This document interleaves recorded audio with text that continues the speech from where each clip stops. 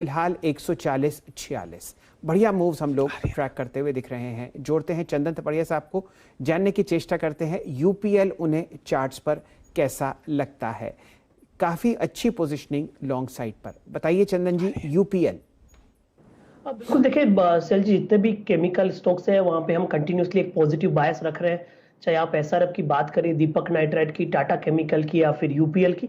और यूपीएल देखिए पूरे इस केमिकल में थोड़ा लेगार्ड्स था। रिसेंटली आप देखें पिछले 12 वीक में जब सारे के सारे केमिकल चल रहे थे, यूपीएल थोड़ा सा कंसोलिडेट और करेक्टिव मूड दिखा रहा था। बट अब जिस हिसाब से 2 दिन पहले जो प्राइस पैटर्न बन के आरएसआई में बुलिश डाइवर्जेंस के साथ में बॉटम आउट हुए, यहाँ पे अपटिक बनने चाहिए। मेरा ऐसा मानना है कि शॉर्ट कवरिंग के ट्रिगर भी यहाँ पे बनेंगे, तो 718 के यहाँ पे स्टॉप लॉस एक बार के लिए ये 751 तक का अपसाइड आपको यूपीएल दिखाएगा। और मूवमेंट आएगा तो थोड़ा फास्ट आएगा, क्योंकि यहाँ पे शॉर्ट कवरिंग के ट्रिगर भी टूल पकड़ते हुए नजर आ सकते हैं। चलिए, ये आपके सामने कॉल स्क्रीन पर आती हुई दिख रही है यूपीएल पर 725 से 731 की तरफ जाता हुआ। आशीष जी देखिए, एचडीएफसी को दिन के उच्चतम लेवल 2762 के आसपास ये काउंटर आपको ट्रैक करता हुआ दिखेगा। और अब लाइए पब्लिक सेक्टर बैंक्स। आप तेजी की बात कर रहे थे यहाँ पर आशीष जी, इधर निफ्टी बैंक में, लेकिन जो मोमेंटम है वो आपको बनता हुआ दिख रहा है प्राइवेट सेक्टर के बाद पब्लिक सेक्टर बैंक्स में। डायरेक्टर साहब लेके आइए इंडेक्स पीएसयू बैंक्स का, आपको 1.2% ऊपर ट्रेड करता हुआ दिखेगा। और आशीष जी 13 के 13 निफ्टी के पीएसयू बैंकिंग इंडेक्स में स्टॉक्स बहुत बढ़िया मोमेंटम में चल रहे हैं। दिखाइए यूनियन बैंक, यहाँ पर बहुत ही अच्छा मूव आपके सामने 37.55 के आसपास आता हुआ। आशीष जी बताइए क्या रणनीति रहेगी?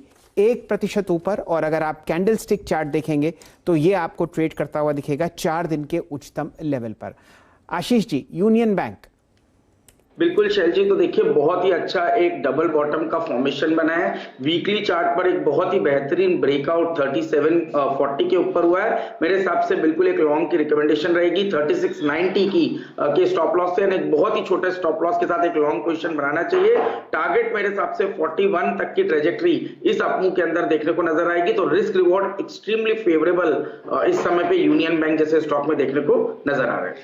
आपके सामने ऑलरेडी जो वॉल्यूम है आशीष जी यूनियन बैंक में दिख रहे हैं, लगभग 15,90,000 शेयर आपके सामने स्क्रीन पर ट्रैक होते हुए दिख रहे हैं।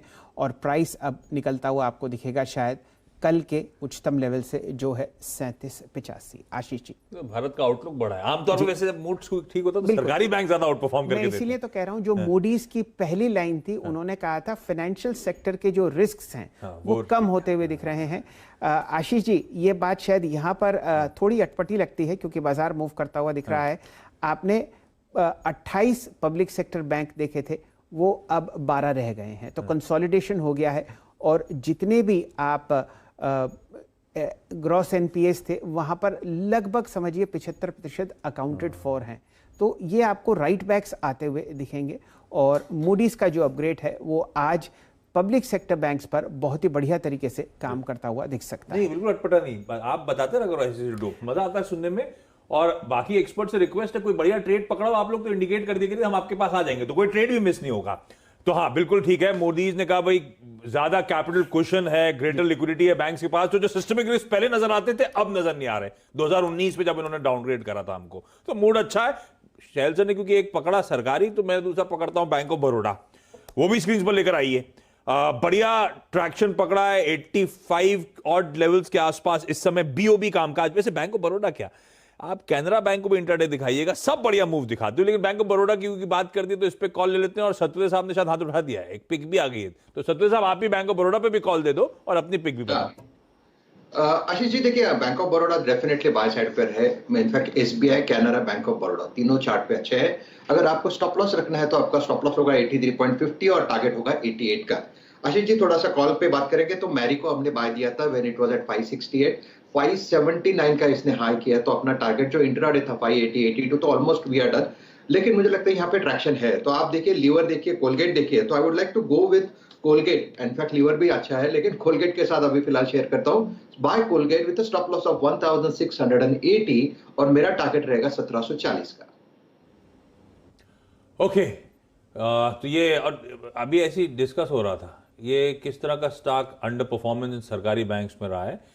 तो यूनियन बैंक पिकअप करा था 37-38 पे चल रहा है और इसकी बुक वैल्यू 80-90 रुपए के आसपास आपको नजर आएगी। तो इस तरह से बहुत पिटाई हुई, खबरें अच्छी, एनवायरमेंट सुधरता हुआ, इसीलिए आप देख रहे हैं सरकारी बैंक्स रह रहे के तेजी दिखाते हुए। रह रहे के इसलिए कह रहा हूं क्योंकि पिछले कुछ दिनों से आपने नोटिस करा होगा इसी पॉकेट में सिलेक्टिवली आउट परफॉर्मेंस देखने को मिल रहा है। तो ये रही बैंकिंग एज अ स्पेस की बात। अच्छा, एनएलसी इंडिया को स्क्रीन पर लेकर आइएगा। वो हर्षदा ने कहा था कोल माइंस और लिग्नाइट माइंस और डाइवर्सिफाई कर सकते हैं ये लोग, अपने कोल को 50% चाहे तो बेच सकते हैं खुले बाजार में। एनएलसी इंडिया में बढ़िया मूव आया था, अभी ऑफ हाइज है डेज के, ये ध्यान रखिएगा, लेकिन 6% के आसपास का बढ़िया अपटेक बनता हुआ। मानस के पास चलते हैं। मानस, एनएलसी इंडिया देखिएगा, स्टॉक्स इन न्यूज था और अब अच्छा मूवमेंट आया ओपनिंग के बाद।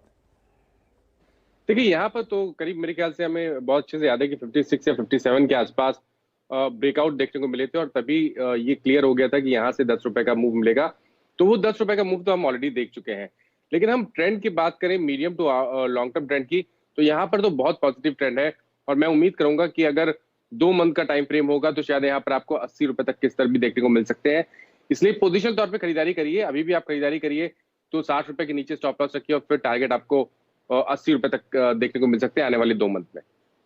ओके, तो एनएलसी इंडिया खरीदारी करने का मन है। खैर खबरों के चलते तूल मिलता हुआ, लेकिन मानस कह रहे हैं इसके इंडिकेशन पहले आ चुके थे कि ये यहां से स्ट्रेंथ दिखाएगा।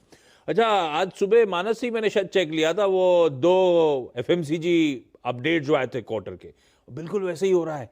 मैरिको में क्लियर सिग्नल थे, मानस ने कहा था तेजी देखने को मिलेगी, 3.25% के अपटिक के साथ यहाँ पे कामकाज हो रहा है।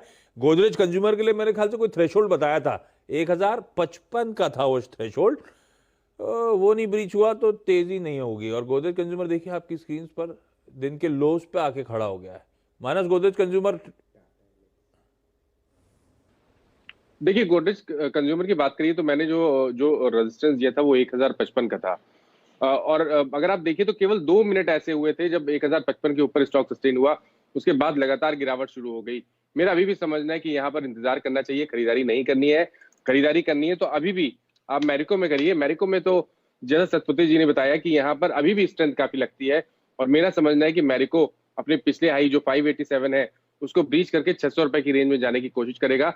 तो अभी भी मैरिको में खरीदारी करिए, पोजिशनल तौर पे 560 रुपए का 562 रुपए का स्टॉप लॉस रखिए। क्या बात है। तो ये कॉल आपके सामने, और देखिए क्या बढ़िया तरीके से आपको बता रहे हैं कि मैरिको आउट परफॉर्म कर रहा है, गोदरेज कंज्यूमर यहाँ पर 0.5% नीचे आपको 1 महीने का रिटर्न देता हुआ दिखेगा। लेकिन आज अच्छी रिपोर्ट्स आती हुई और ये कैचअप ट्रेड आपके सामने। अब ऐसा कीजिए डायरेक्टर साहब, हमारे दोनों दिग्गज टेक्निकल एनालिस्ट चंदन जी और आशीष चतुर्मोता साहब को एक फ्रेम में दिखाइए और उनके बीच में रख दीजिए टाटा एलेक्सी का चार्ट। मैं इसलिए कह रहा हूँ क्योंकि ये जो मोमेंटम है आप दोनों खिलाड़ियों ने बहुत ही बखूबी पकड़ा है। रिकॉर्ड हाई यहाँ पर आशीष जी और ताबड़तोड़ मोमेंटम 6084, 4% ऊपर, और इन दोनों को ही डिसाइड करने देते हैं कि कौन पहले राय देगा। जी तो शैल जी नहीं, अपने आप बिल्कुल देखिए आशीष जी का रेस्पेक्ट है और 7000 के टारगेट मेरे को यहाँ पे समझ में आ रहे हैं। चलिए आशीष जी, अब व्याख्या आप कीजिए। 7000 का लक्ष्य आपको आता हुआ दिखा है चंदन जी की तरफ से, और जो ब्रेकआउट है आशीष जी ये देखते ही बनता है। अगर आप कैंडलस्टिक चार्ट बनाएंगे तो बिल्कुल इतना जबरदस्त मोमेंटम आप इंट्राडे और डेली चार्ट पर देख रहे हैं कि ये तेजी देखते ही बनती है। अब आशीष जी आपकी बारी। बिल्कुल शैल जी, तो मैं चंदन का पहले टारगेट की बात करूं तो 7000 के लक्ष्य तो बिल्कुल आएंगे डेफिनेटली। बहुत ही स्ट्रॉन्ग चार्ट है और स्टॉप लॉस 5950 पे लगाकर इसको लॉन्ग पहले तो करंट लेवल्स पे कीजिए।